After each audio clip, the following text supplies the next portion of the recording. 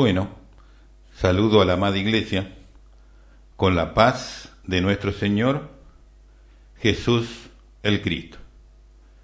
Ya hemos terminado el periodo que representan a las 70 semanas proféticas de Daniel y ahora estamos en un momento de transición del fin de la semana 70 o de las 70 semanas proféticas también de Daniel ya concluidas a la implantación del reino de Dios. Ese periodo de tiempo es de 2 meses y medio a 3 meses y medio como máximo. Vamos a hablar más exactamente y precisamente cuando entremos en la próxima etapa que tiene que ver con la implantación del reino de Dios, quién va a quedar en el reino de Dios, quiénes serán cortados del reino de Dios, cómo va a ser el reino de Dios en general y el tiempo de duración que va a tener, que es 1000 años. Eso lo vamos a tratar una vez que pasemos esta etapa. Entonces, de 2 meses y medio a 3 meses y medio es el periodo que va a haber después de terminar las 70 semanas proféticas de Daniel, que es esa transición que he mencionado.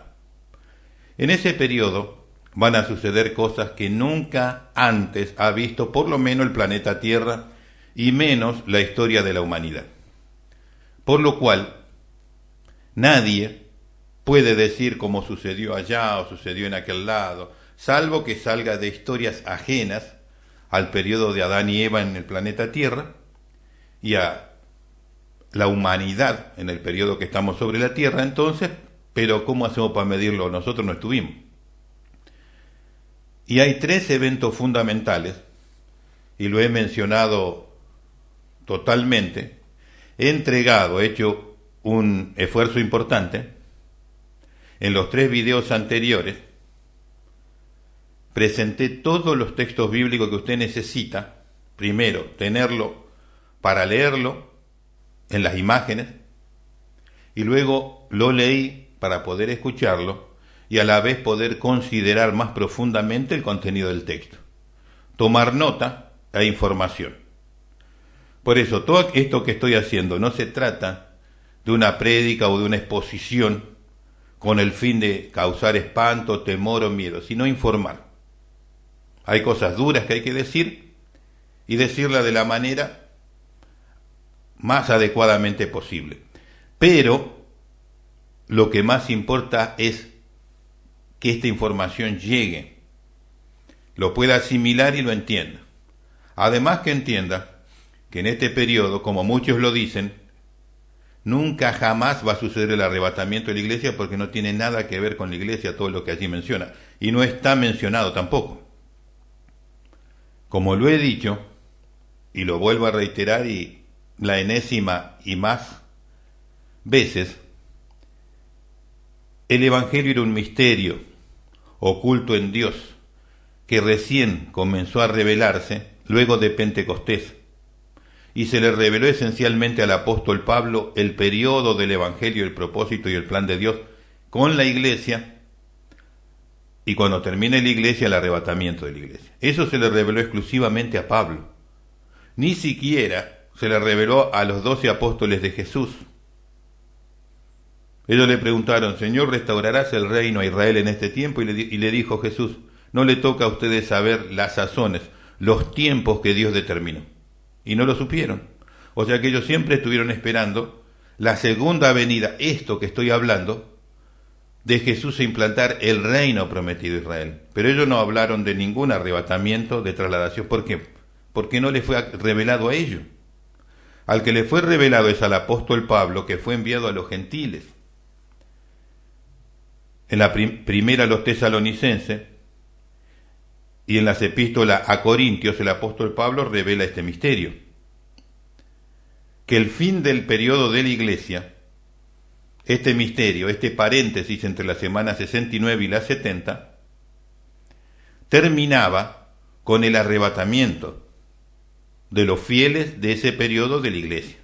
Hay infieles que se van a quedar a la semana 70, como lo he mencionado, y bueno, y todo ese tema ya lo he tratado.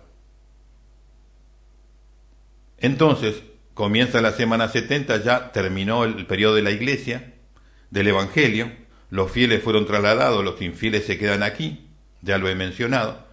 Viene el ministerio de los 2 testigos de Dios en Jerusalén, los 144.000 señalados, dice Casiodoro de Reina, y en la restauración de Israel, la reconstrucción del templo, y en los 3 años y medio primero ellos tienen el poder y la determinación en la tierra.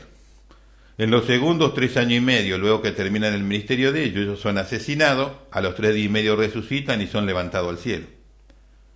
Comienza el reino del cuerno pequeño, el Mesías de la Jabad Lubavitch, y comienza juntamente paralelo la grande tribulación mundial, porque destruye los credos, las religiones, todo, y deja la nueva era, que es el ocultismo, el servicio a Satanás y a Lucifer.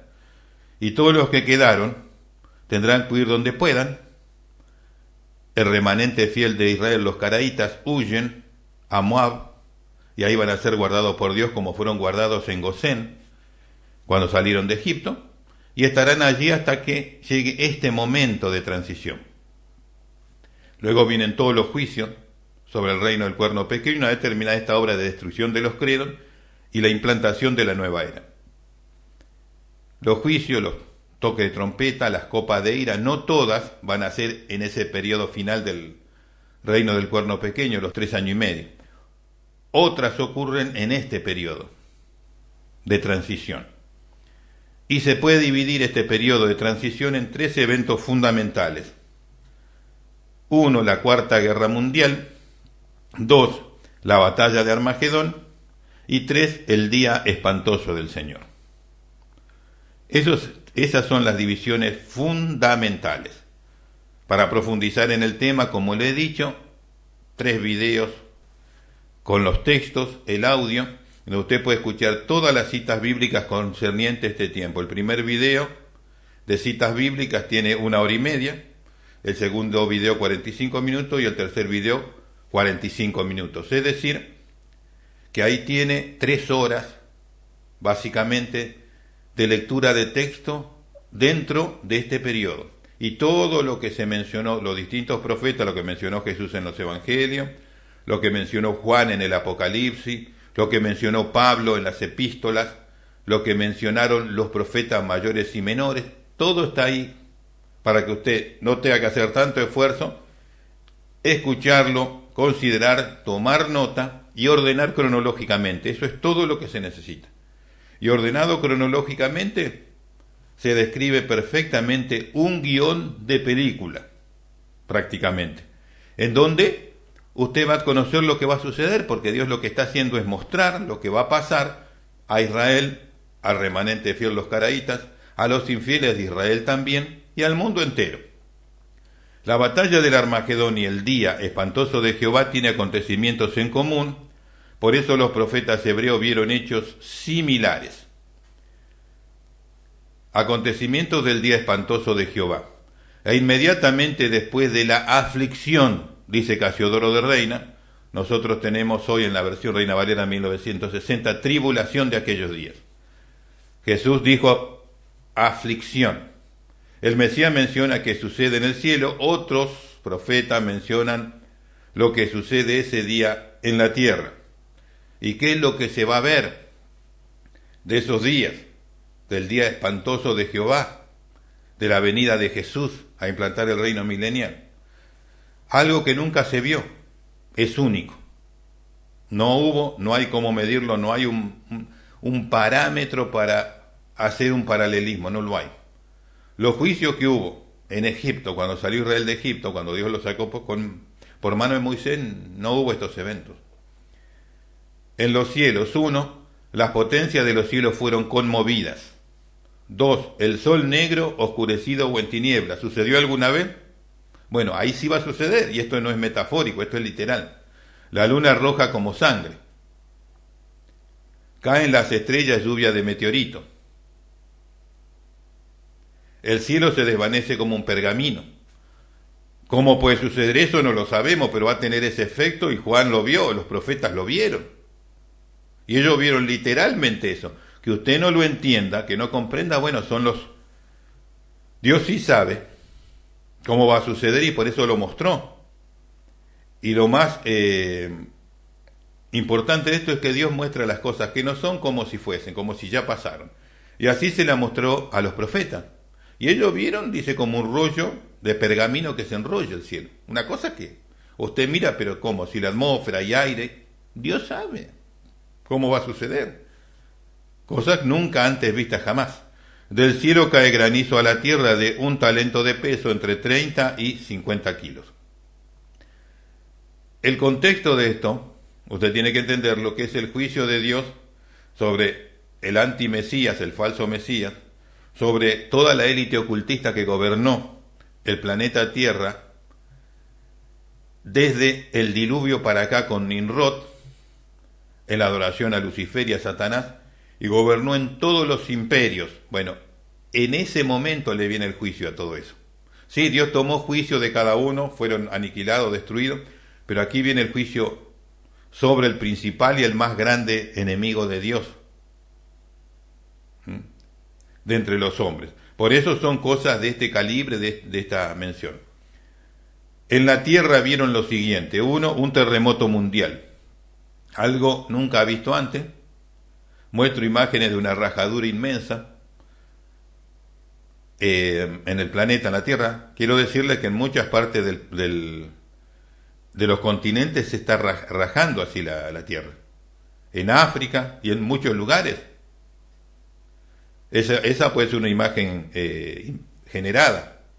Pero la realidad es que en varias partes del mundo está sucediendo eso. Tengo los informes por ahí de cómo se están haciendo grietas en distintos lugares. Por eso esa imagen, que van a ser mucho mayor cuando sucedan estos eventos. Uno, terremoto mundial. Dos, la ciudad de las naciones se cayó. Imagínese un terremoto que haga temblar toda la tierra. ¿Qué ciudad va a quedar en pie? La ciudad de Jerusalén se dividió en 3 partes. 4, el juicio contra la Gran Babilonia, y nunca más será allá. La Gran Babilonia es la religión, el culto, la adoración a Lucifer encubierto, detrás de escena. Supongamos en el Vaticano se adora encubiertamente a Satanás, a Lucifer, presentándolo con un cristianismo bastante complejo, porque no tiene nada que ver con el cristianismo, pero internamente se hacen las adoraciones literales en los sótanos. Y ahí está todo lo peor, revelado por Dios. Dios le mostró a varios hermanos en visión cómo llevan ofrendas sacrificiales y se realizan ahí abajo. Y cada actividad de la élite o la realizan allí o la realizan en los castillos y lugares que ellos tienen para esos días festivos en donde normalmente sacrifican niños. Y bueno, Dios trae el juicio a todas estas cuestiones secretas, ocultas. Luego menciona en el 5, las islas fueron removidas de su lugar. Imagínense un terremoto, el océano, van a desaparecer islas y van a aparecer otras. 6, los montes, cordilleras y elevaciones naturales actuales no fueron halladas, no existen más. Todo esto ocurre el día que el Mesías desciende a implantar el reino de Dios en la tierra. Esto ocurre al final de esta transición que he mencionado. Y eso es literal, eso va a suceder tal cual. Pero hay detalles y hay todo un orden cronológico que Dios dejó mostrado a los distintos profetas, que uno puede ordenar y tener claramente el guión de cómo va a suceder todas aquellas cosas. El remanente fiel de Israel. Sobre las batallas en las que participan no hay muchos detalles, por lo cual no es fácil insertarlo en las distintas fases de la Tercera Guerra Mundial o de este periodo de transición y en lo que tiene que ver con el día espantoso del Señor. Pero algo es muy claro y exacto. Los pueblos árabes invaden Israel, dando comienzo a la guerra, y luego los rusos entran en acción, en la misma destruyen la alianza de los pueblos árabes. Es decir, está señalado en Daniel capítulo 11, verso 40 al 45, todos los movimientos de guerra de la primera fase. Esa es la primera fase. Y aquí lo es descrito brevemente. En esta etapa de la guerra, no es accesible ubicar las batallas del remanente fiel. La segunda etapa de la guerra se desarrolla en Armagedón, al norte del país, y ahí el Mesías con el ejército celestial pelea esa batalla y luego implanta el reino de Dios en la tierra. De todas maneras, el remanente fiel de Israel tiene su acción en la transición al reino de Dios, hacia el reino de Dios. En esos días de transición hacia el reino de Dios y la tercera guerra mundial, el Señor derrama de su Espíritu Santo sobre Israel. O sea, que usted va a ver que suceden ejércitos, batallas, calamidades, pero siempre se vincula, se conecta, que en aquel periodo derramaré de mi Espíritu sobre Israel. Entonces usted ubica que esa batalla y esas cosas suceden en este periodo que estoy hablando, porque usted lo vincula cronológicamente a aquellas cosas que el Señor habló. Entonces el remanente fiel va a estar en Moab hasta que reciba el bautismo en el Espíritu Santo allí, y de allí sí van a desarrollar una actividad que fue declarada por todos los profetas, mayores, menores, pero que no se tiene puntos de conexión precisos para ordenarlo dentro del ámbito de la cronología. Desarrollo de la Tercera Guerra Mundial en Oriente Medio, en Israel. Los 3 caballos y sus jinetes.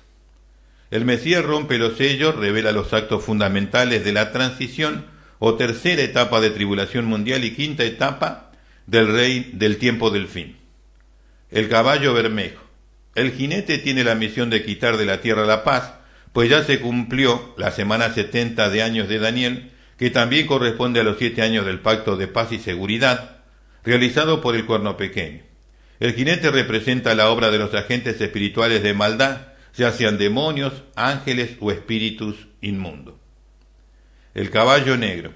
El jinete representa a los gobernantes de la tierra que implantan la economía de guerra, la cual equivale a un día de trabajo de un obrero por 1 kilo de trigo o pan. Jesús en la parábola de los obreros de la viña señaló esta semejanza, pues pagó la jornada laboral 1 denario. El caballo amarillo. El jinete representa a los ángeles de la muerte, pues ellos llevan las almas de los que mueren en pecado. Ellos llevan a todos los que mueren en la guerra, pues para ese tiempo no hay salvación de las almas, excepto el remanente fiel de Israel. Pues no hay con qué expiar el pecado. También dice que el Hades, o sea el infierno, le sigue. Esto es porque los que mueren en la guerra van directamente al infierno, pues mueren en condenación y no hay otro lugar para los que mueren en pecado. Para los gentiles no hay posibilidad de salvación, la única oportunidad que existe para ello es pasar todos los juicios e ingresar al reino de Dios. Es decir, no tuvieron que recibir la marca, no tuvieron que ponerse el chip, no tuvieron que adorar a la imagen, ocultarse en donde sean las montañas, en los montes, en la selva, en donde puedan ocultarse, y sobrevivirán un número importante porque es 1/3. Pero no es una oferta que se puede ofrecer, porque es lo peor de lo peor. ¿Quién se asegura que pasarán los juicios? Los movimientos de guerra que la humanidad no verá ni entenderá. O sea, hay movimientos espirituales, es esto. Por eso, claramente hay que separar lo que es espiritual, que también es literal, pero es espiritual. Los movimientos de guerra que la humanidad no verá ni entenderá. Esta es la realidad de lo que representa el jinete del caballo bermejo, pues se trata de agentes espirituales que realizan esta obra junto a secuaces humanos. El sexto toque de trompeta. Aquí se desatan a 4 ángeles que están atados junto al río Éufrates, territorio de Irak. Estos ángeles tienen una misión predestinada de llevar a la muerte una tercera parte de los habitantes del planeta Tierra. Los hombres lo realizan con un ejército de 200 millones de soldados, que solamente lo tiene hoy China. Los agentes espirituales de maldad, que son los que conducen a los ejércitos y a sus secuaces humanos, los llevan a realizar una matanza humana que podemos estimar hoy entre 1.500 y 2.000 millones de personas. La sexta copa de ira. Juan ve salir de la boca de cada uno de los integrantes de la trilogía infernal un espíritu de demonio con el fin de reunir a los gobernantes de los países occidentales para la batalla del gran día del Dios Todopoderoso. En el verso 12 nos habla de los reyes orientales, pues solamente quedan para esta fase de la guerra esos dos bloques. Se congregan para pelear no tanto entre ellos en Armagedón, sino contra el Dios Todopoderoso. El bloque occidental tiene el propósito bien definido de pelear contra el Rey de Reyes y Señor de Señores. Satanás y todas las hordas de maldad son echados de los lugares celestiales a los 3 años y 6 meses de la semana 70 de Daniel. Y él, Lucifer, personalmente conduce en la tierra lo relacionado con la guerra que la humanidad verá y entenderá. Daniel 11, 40 al 45. En los 3 años y 6 meses primero del Pacto de Paz y Seguridad Mundial, se consolidaron definitivamente la integración de los 4 bloques de naciones que tienen activa participación en esta guerra. Bíblicamente lo podemos demostrar de la manera siguiente. El rey del sur corresponde a los pueblos árabes y a la alianza afroasiática, el mercado común del Mediterráneo y las futuras integraciones en esa región. El rey del norte corresponde a Rusia y a los pueblos aliados al mismo, por medio de la Comunidad de Estados Independientes, la Franja de Cooperación del Mar Negro, la Franja de Cooperación del Mar Caspio y las futuras integraciones en esa región. El rey del Oriente corresponde a los chinos, Japón, Corea del Norte, Corea del Sur y los integrantes y las integraciones que se realizarán en Oriente, mercados comunes, etc. Noticias del Norte corresponde a los países occidentales, esencialmente la Comunidad Europea, los Estados Unidos y Latinoamérica. Expondremos cómo se desarrolla la guerra, la primera etapa de la guerra. Comienza la guerra, el rey o bloque del sur invade Israel desafiando al emperador que va a estar en esos días en Jerusalén, al emperador mundial de turno, el cuerno pequeño, la bestia. Este emigra de Israel a la Comunidad Europea. Ya se cumplieron los 7 años del Pacto de Paz y Seguridad, están en su derecho de pelear y hacer la guerra si así lo desean. La alianza invasora toma Jerusalén y la Tierra Santa. Entonces entra en la guerra el rey o bloque del norte, sube contra ellos Rusia y sus aliados. Estos derrotan al bloque del sur e invaden su capital Egipto y la ocupan. Sin embargo, los rusos reciben noticias del norte y del oriente. Esto lo aterroriza.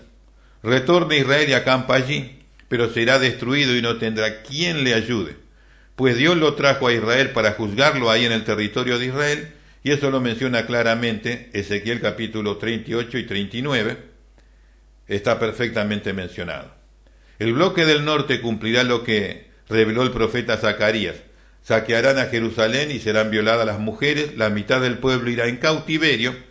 Después sale el Señor y pelea contra ellos. El bloque del norte, Rusia y sus aliados, lo destruyen los juicios de Dios sobre ellos, pues los trae para juzgarlos sobre los montes de Israel. ¿Por qué?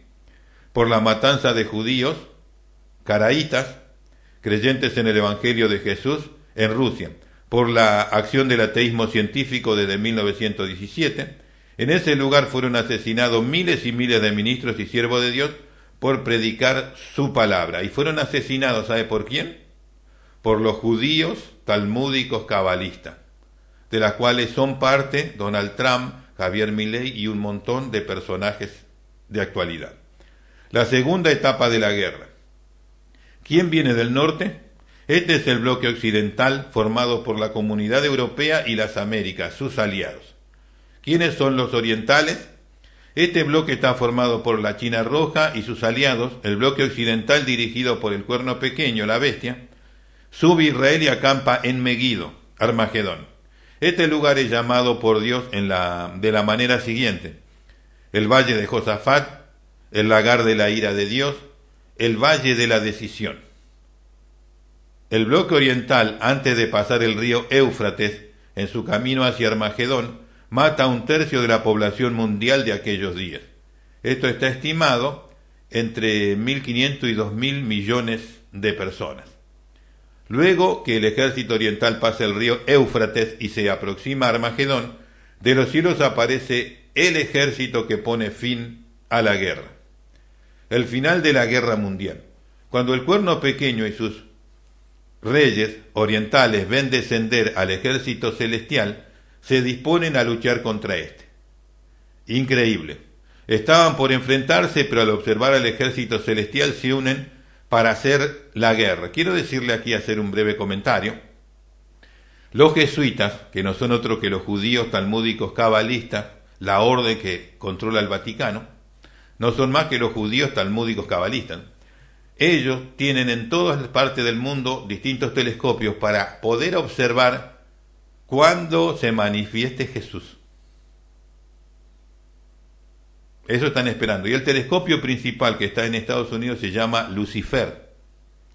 Quizás sea casualidad, ¿no? Luciferianos le ponen el nombre de Lucifer al telescopio y puede ser casual. Continuamos. Increíble. Estaban por enfrentarse, pero al observar al ejército celestial se unen para hacerle guerra. Entonces llega el día espantoso del Señor y los acontecimientos ya señalados en este estudio. Allí se cumple literalmente esto. El Mesías pisa el lagar de la ira de Dios llena de hombres. La sangre de estos llega hasta los frenos de los caballos por una distancia de 288 kilómetros. Sobre este incidente podemos indicar 9 citas bíblicas que ya hemos presentado en los programas anteriores. Es decir, uno diría, ¿1 metro de sangre? Bueno, es el lagar de la ira de Dios. Son cosas que nunca han sucedido y es lo que va a suceder con aquellos que le hacen la guerra. Así de sencillito. Y eso va a pasar exactamente ahí en el valle de Megiddo, en Armagedón. Eso es el juicio que viene. Y es literal. Ahí no hay ningún simbolismo. El descenso del Mesías a implantar el reino de Dios en la tierra. Antes de salir, están todas las revelaciones, antes de salir del cielo, lo ve Isaías, vienen, dice, de lejanas tierras de los postreros de los cielos. Los postreros de los cielos es el tercer cielo, el más lejos, por lo menos bíblicamente testificado. Y dice el Señor y los instrumentos de su ira para destruir la tierra. Y ya he mostrado de qué manera va a ser destruida, o sea, va a ser renovada con esa destrucción para el reino milenial. Cuando se hace visible a los hombres, Juan dice, vi el cielo abierto y descender al Mesías y el ejército celestial también mencionado por Isaías, o sea que son distintas etapas del recorrido que le he mostrado a distintos profetas. En una ocasión a Isaías, en la otra ocasión a Juan. Es muy importante reiterar que cuando desciende Jesús con el ejército celestial a la tierra se produce el día espantoso de Jehová, es decir, todos los fenómenos, el sol se apaga, etcétera, etcétera. Y muchos dicen, ¿cómo va a suceder eso? ¿Y cuál es el problema? Yo no le veo un problema. Lo que yo sé es que el sol no va a estar apagado, entonces la gloria de Jesús va a iluminar. Por eso va a ser un día que no es conocido, ¿no? Un día distinto, porque la luz, la gloria de Jesús. El sol se oscurece por ese motivo. Los profetas hebreos dicen, solo la gloria del Mesías iluminará aquella jornada, la luz de Jesús, la gloria de Jesús. El profeta Zacarías indica que es un día que solo es conocido del Señor, obvio, si no lo vivió ningún ser humano eso, salvo los que vieron eso, los profetas, pero no lo vivieron físicamente. Que no será día ni de noche, pero habrá luz, porque es la luz de Jesús la que ilumina. El apóstol Juan ve cuando el sol se oscurece, e Isaías señala el resplandor de su gloria, como también lo dice Jesús. Jesús también menciona de eso en los evangelios, hacia Armagedón. En su descenso el Mesías se dirige al valle de la decisión o al valle del cortamiento y deshace a los ejércitos de la tierra que pretenden oponerse. Esto es el cuerno pequeño, los reyes orientales. Ahí el Mesías pisa el lagar de la ira de Dios y la sangre fluye, lo que he mencionado anteriormente. En dirección sur a Jerusalén, el profeta Ezequiel vio ese día y cuando la gloria del Mesías ilumina toda la tierra, él ve ese día. Por eso el texto bíblico, cuando usted lo ordena cronológicamente, todo tiene su sentido correcto. El sol se apaga y él dice que vio la gloria del Mesías, que iluminaba, porque es la única luz que va a haber ahí, en esos momentos. El contacto con la tierra. El Mesías toca la tierra nuevamente en el Monte de los Olivos. Este se abrirá y formará ahí un valle grande, un gran valle. Los profetas vieron cómo sucedió, y lo he mencionado en los textos bíblicos, cómo sucedió todo aquello. De lo que fue el Monte de los Olivos, el Mesías se dirige al templo de Dios, o sea que el templo va a ser restaurado, ¿no? Porque si se va a dirigir al templo, ¿y a qué templo si no está restaurado? Si hay un muro por ahí de los lamentos que no tiene nada que ver con el templo, no. El templo va a estar restaurado, lo van a restaurar los dos testigos. Dios lo habló ya hace muchísimo. El Mesías se dirige al templo y lo llena de su gloria. El Espíritu Santo es derramado sobre Israel y mirarán al que traspasaron. Llorarán todas las familias de Israel. El Señor entrará nuevamente al templo por la puerta oriental con toda su gloria. Se cumple lo anunciado por el profeta Ageo. La gloria postrera de esta casa será mayor que la primera, cuando la dedicó Salomón. La cantidad de muertos por la guerra. El total de la humanidad que vive en esa transición de la semana 70 al reino milenial, morirán 2/3 de la población mundial. Si lo aplicamos a la actualidad, a la actualidad hoy es un poco más, pero vamos a mencionarlo, hay 4.000 millones de personas. Y milagrosamente, por la voluntad de Dios, sobrevivirán 1/3. Esto es entre 1.500 y 2.000 millones de personas. Sobre estos sobrevivientes de las naciones reinará el Mesías con todos los santos. O sea que aquellos que no se marcaron, esos son temas de los próximos programas, en donde vamos a ver las obras del Mesías una vez implantado su reino. Él para la guerra, sucede los eventos que he mencionado, terremoto mundial, el sol se va a apagar, la luna como sangre, el cielo se va a enrollar como un pergamino. ¿Cómo sucederá?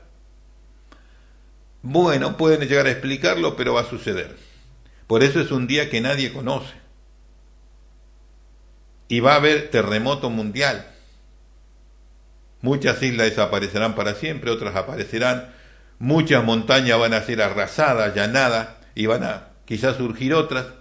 Va a haber un cambio en la topografía mundial, en todo lo que va a suceder para el reino milenial de Jesús. Él desciende, el templo se salvará más allá de todas las calamidades mencionadas. Jesús va al templo, llega a su lugar, a su casa, su lugar es purificado, y de allí él comienza a tratar con esta calamidad que sucedió. Vuelve el sol, vuelve todo a la normalidad, y sucede unos cuantos eventos allí que van a tener lugar, que vamos a mencionarlo a partir de los próximos programas. ¿Qué va a suceder con lo espiritual? ¿Qué va a suceder con Satanás, con Lucifer, con el mundo espiritual que él controla?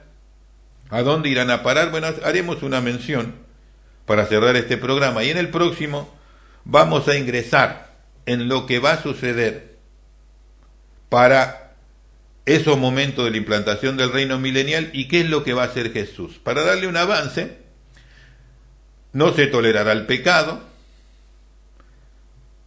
todo lo que están marcados tienen el chip, pasarán por la guillotina para ir a su lugar al infierno. Satanás y sus seres espirituales irán al abismo, que voy a hacer una leve mención ahora, y solamente quedarán los que no se marcaron, no recibieron la marca, no adoraron a la imagen, ni participaron del reino del cuerno pequeño. Ellos ingresarán, se les será perdonada la iniquidad e ingresarán al reino milenial. Los que se identificaron con el falso Mesías, el anticristo, la bestia, todos esos serán cortados, todos. La élite ocultista va a estar en los búnkeres y le dirán, vengan para acá, y vendrán. Tendrán que salir de los búnkeres. Hay búnkeres por todos lados, en Estados Unidos, en Brasil, en la Argentina, pero la gente no son para el común, son para la élite. En Europa, todas partes del mundo, todo el mundo hay prácticamente ciudades subterráneas, pero es para la élite, no es para ninguno de los demás. Bueno, de ahí lo van a llamar que salgan a rendir cuenta. ¿Y qué va a pasar? Ninguno de ellos sobrevivirá. La guillotina va a trabajar abundantemente. Lo que sirvió al reino del cuerno pequeño, la bestia, a la Jabab Lubavitch actual, a los judíos talmúdicos cabalistas pasarán por la guillotina. Eso es el premio que van a tener de servir al Mesías de la Jabab Lubavitch. Y de ahí cada uno a su lugar. Cada uno a su lugar. En el lugar del infierno que le corresponda. Para cerrar vamos a ir a esta mención. ¿Qué ocurrirá con el cuerno pequeño, la bestia, el falso profeta, Satanás y las hordas espirituales de maldad? En el libro del profeta Isaías encontramos qué ocurrirá con la cúpula de maldad de la semana 70 de Daniel, pero identificados con otro nombre. Y son los siguientes. Uno, el cuerno pequeño, la bestia, el Mesías de la Jabab Lubavitch, lo llama Isaías Leviatán, serpiente veloz. 2. Al falso profeta se lo llama Leviatán, serpiente tortuosa. En el caso de Casiodoro de Reina lo llamas Leviatán, serpiente retuerta. Y el tercero, que es Satanás, que es Lucifer el diablo, el dragón. Sigue conservando ese nombre. Esta trilogía infernal imitará la obra de Dios y se hará pasar por Dios delante de los hombres, pero el Mesías lo destruirá para siempre. Los dos primeros inauguran el lago de fuego y azufre. A Satanás y a todas sus hordas de maldad les espera el abismo por 1000 años. Es decir, ¿dónde están esos lugares? Están en el interior de la tierra. En el interior de la tierra están todos esos lugares. El abismo, está el infierno y está el lago de fuego y azufre allí. Los primeros que van al lago de fuego y azufre son el cuerno pequeño, la bestia, el Mesías de la Jabab Lubavitch, su profeta. Esos son los dos primeros. Ni siquiera el diablo va primero, ahí van estos, no son nada bueno. Todos los males que vemos hoy está dirigido desde esa secta. La élite responde a esa secta. Y bueno, ahí van a ir ellos primero como cabecilla de esa empresa, ¿no?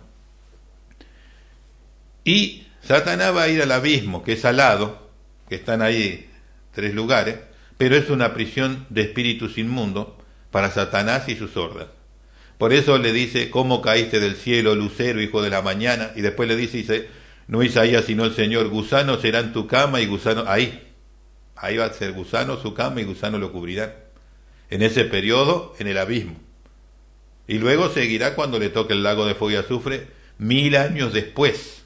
Pero esos son temas que vamos a comenzar a hablarlo en el próximo programa. Entonces, aclaración de importancia. Es muy importante entender que el abismo es una prisión de demonios y espíritus inmundos que se halla en el interior de la tierra. Y el lago de fuego y azufre es otro lugar que también está ahí en el interior de la tierra, aunque en la Biblia no lo define claramente, pero Dios ya lo ha revelado en este tiempo. ¿Dónde está el abismo? Aunque caben hasta el infierno, que sí que hay que cavar aquí en la tierra. 2. Derribado hasta el infierno a los lados del abismo. Isaías 14:15. La llave del pozo del abismo, dice en Apocalipsis 9, 1 al 3, habla de ese lugar que se le dio la llave cuando un asteroide pega en la tierra en la grande tribulación mundial y se abre el pozo ese del abismo. Y lo que sale ahí son espíritus inmundos que están guardados para ese día, para esos días. Y luego, los demonios que hoy están le rogaban a Jesús que no lo envíe a ese lugar, al abismo, porque pues es la prisión de ellos. Durante los 1000 años del reino de Dios en la tierra, Satanás y los demonios estarán encerrados en el abismo, que se halla en el interior de la tierra. Por esta razón, durante el reino milenial de Jesús no se tolerará el pecado en los sobrevivientes de las naciones, pues no está el tentador, incitador y engañador de las naciones. Y como es un reino de santidad y en el reino de Dios no hay pecado, ni lo va a haber, entonces, en el reino milenial va a haber hombres con cuerpos naturales como yo, como está usted, pero que no tiene la obligación de pecar. No hay una obligación de pecar. ¿Por qué el hombre peca hoy? Primero, porque la ley del pecado está en su cuerpo. Segundo, porque hay un mundo espiritual que constantemente te avasalla en la mente, en el corazón y en todo tipo de opresión para que tú peques, para que tú desobedezcas. Y tú crees que son tus propios pensamientos, tus propias ideas, etcétera, etcétera, etcétera. Pero en el reino de Dios no va a haber ese reino. Así que tú no estás obligado a pecar, no estás inducido, violentado mentalmente, espiritualmente y hasta físicamente a pecar. Como consecuencia de eso el pecado no se tolera, porque no hay fuerza impulsiva al pecado. Pero este tema lo vamos a hablar cuando ingresemos en la próxima etapa. Implantación del reino de Dios, cambios y consecuencias. Dios bendiga a todos. Hasta aquí llegamos en este momento y continuamos en la próxima etapa en estos programas que he mencionado. Hasta entonces.